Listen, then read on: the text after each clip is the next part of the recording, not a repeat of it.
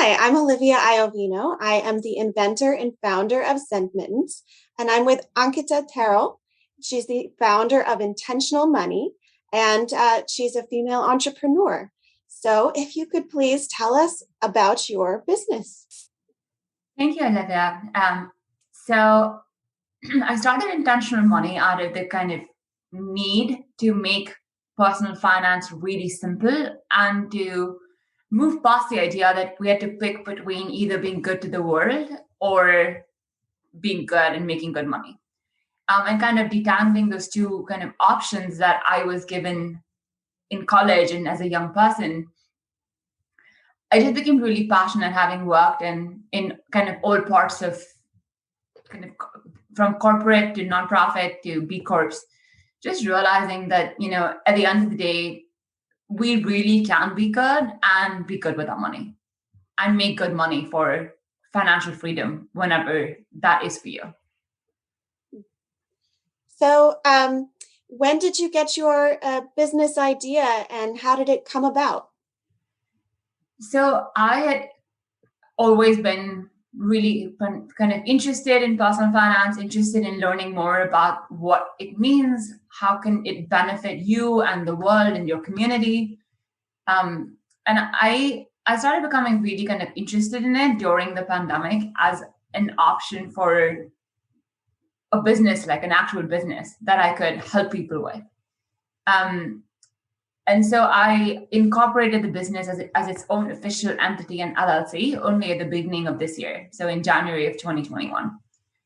But really, just the idea had been kind of nurturing and growing inside of me and in conversations for quite a while before. I'd also say, I went to school, I got a degree in economics, I worked in finance, I got an MBA, and I realized that nowhere along the way does anyone really talk about personal finance. I had a bunch of classes in corporate finance and all of that, and venture capital, etc. But just like personal finance and understanding and not assuming that people kind of know what they're doing or know the long-term gain of how they can take care of themselves in retirement or take care of their kids and set them up for long-term financial success. Okay. So, what steps did you take in turning your idea into a business? Yeah, I think that I was really kind of patient with it. I really wanted to build this curriculum for what people needed and not what I thought they needed. And so in a beta group of people that they're a group that was meeting regularly to talk about their goals, to talk about money. I asked if I could come as a guest speaker because I know this group of people, and they said yes. And what's interesting is most of them are entrepreneurs and are pretty far along their entrepreneur journey. Some of them are, kind of younger, but most of them were like in their mid-30s. And in speaking with them, I realized that my assumption of what I would be teaching in a curriculum, if I ever develop one, or if I develop like a system and a cohort of people who is way more advanced than what even these people that had been doing business, that had degrees from the best schools, even sometimes in like math related fields, it was not aligned. And I just realized that I need to take a step back and like really think about what was the end game, like why was I doing this and what was I hoping people would accomplish, and letting them lay out their wishes for what they wanted to learn and what they wanted to be able to do by themselves after. So I just took my time with it. And then after that, after I like kind of co-created the curriculum, I started taking on one-on-one clients and really building it as a service-based business. Then launched group. My next group launches in next month, actually in September. And kind of hopefully the plan long term is to scale this into kind of a movement or a community of helping people build habits that stick. So all the way from mindset to automating their budget, automating their savings and investment, and all the way through whoever is ready for it to think about where are your investments, what's the impact that they're having on the world. If you're really passionate and advocating for, say, green energy, but your investments are not matching up to that, and that's the bulk of your life savings, like maybe we can do something about it. So let's do it. So that's kind of the journey. Amazing. So, so far, have you come across any dead ends in building the business that a woman sort of following in the same idea might benefit from hearing about?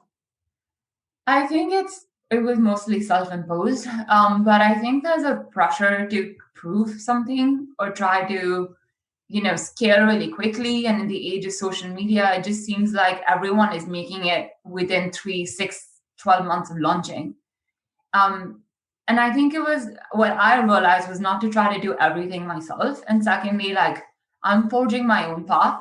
I'm really concerned with the impact on the people I work with and on long-term sticking of good financial habits. This is not about me working with sponsors. There's a bunch of companies that would pay me money to sell their services as well to people that I'm coaching, and they're all affiliate links, etc. And I'm like, I don't want to do that.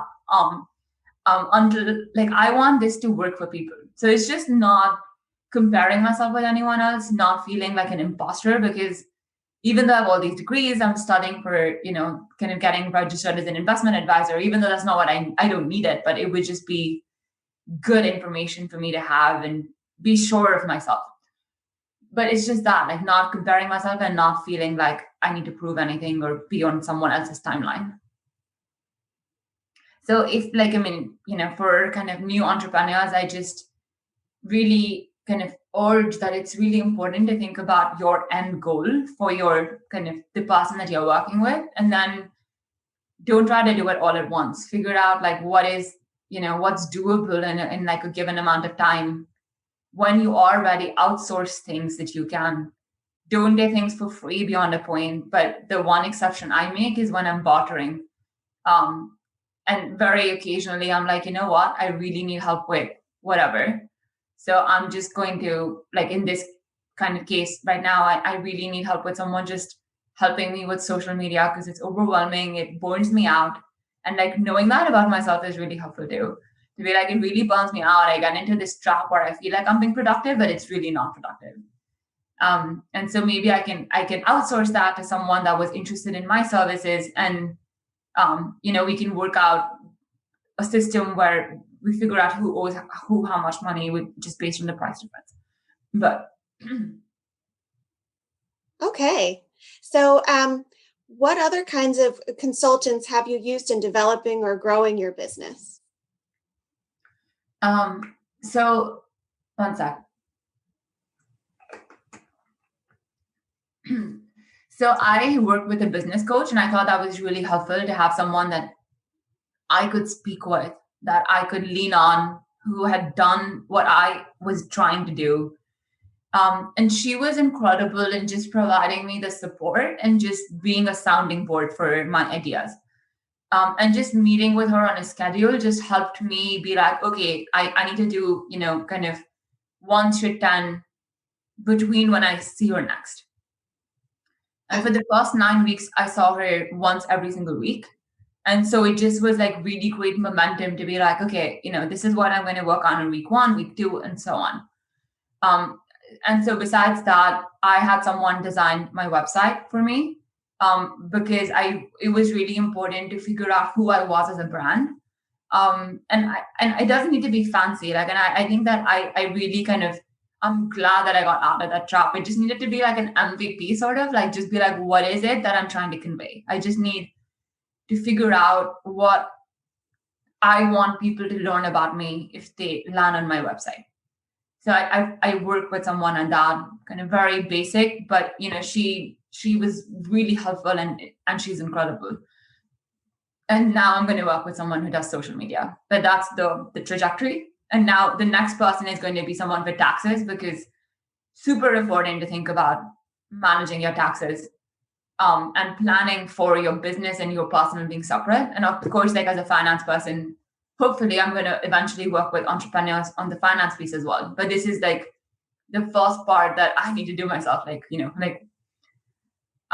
walk the talk. So just making sure that your personal and your business finances and taxes are separate, that I'm setting my business up for success, and not conflating myself and my self-worth or my success with my business's success. So how did you find those consultants that you worked with?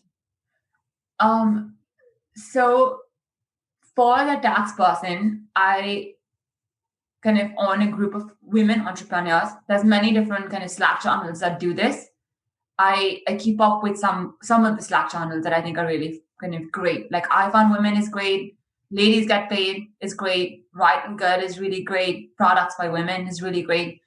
And so I usually ask for suggestions on there to see if someone knows someone that they work with that they can recommend, because then you know that they understand a new entrepreneur, that they've kind of been in this process. So that's where I found the tax person. The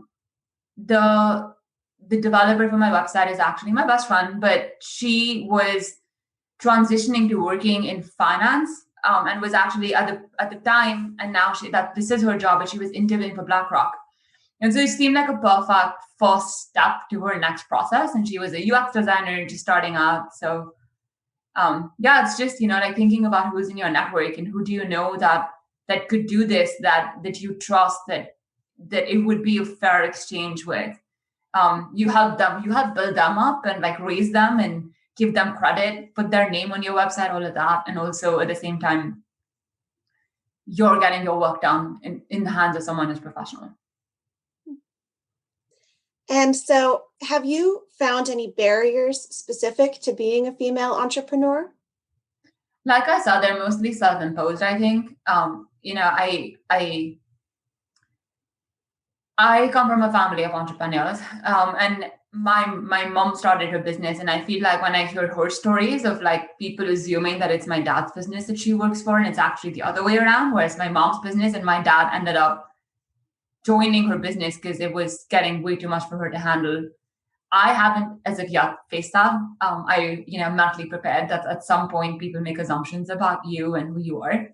For me, my barriers come from more so being an immigrant, and less so being a woman. But mostly they're self-imposed, because it's mostly like me worrying that I need to prove something, or like I'm an imposter or whatever, which is not true. But it takes constant mental work and having a community and having really supportive people that you can lean on that can pull you through that. I would think even the most confident of people have times where they have moments of self-doubt. It's getting over those moments and keep pushing forward. That's the key. So have you had any opportunities specifically to being a female entrepreneur? Yeah, I have actually. I mean, besides the fact, like all the groups I was naming, right? Like very supportive communities of women, etc. And then there are also a lot of diversity scholarships that are available. Like sometimes they're for women, sometimes they're for women of color, sometimes they're just for people of color. And exploring those, I think, is really kind of cool as you're building your business. I'm still in slightly early stages of my business, but I have those on my radar because that's going to be the next step. And then what are your 3 best pieces of advice for women entrepreneurs following in your footsteps? I think the first is just to get really clear on what is the end goal, like who are you trying to help, what is the life that you want to live, how do you really see yourself showing up every day? Like, I know that there's a lot of visioning things that people are getting more comfortable doing, but really to imagine that and to stay true to that. Like if my values are freedom and I'm kind of ending up signing up for working with 50 clients a week, like that doesn't give me my end goal. So staying true to like identifying your values and staying true to that, and also knowing the end goal for everyone else. The second is not trying to do it all. Take it slow. Like there is nothing to prove to anyone. And the third is not to be afraid to ask for help. And I think that is really key because there's a lot of people that have been there, and I think that I was really surprised by how willing people were to help me. Even really established people in their careers, like with 30 years out into their career, were super happy to jump on the phone and support me, and even connect me with people they thought I could use help. But it came from a mentality of not trying to sell, but really trying to make the connection and being authentic.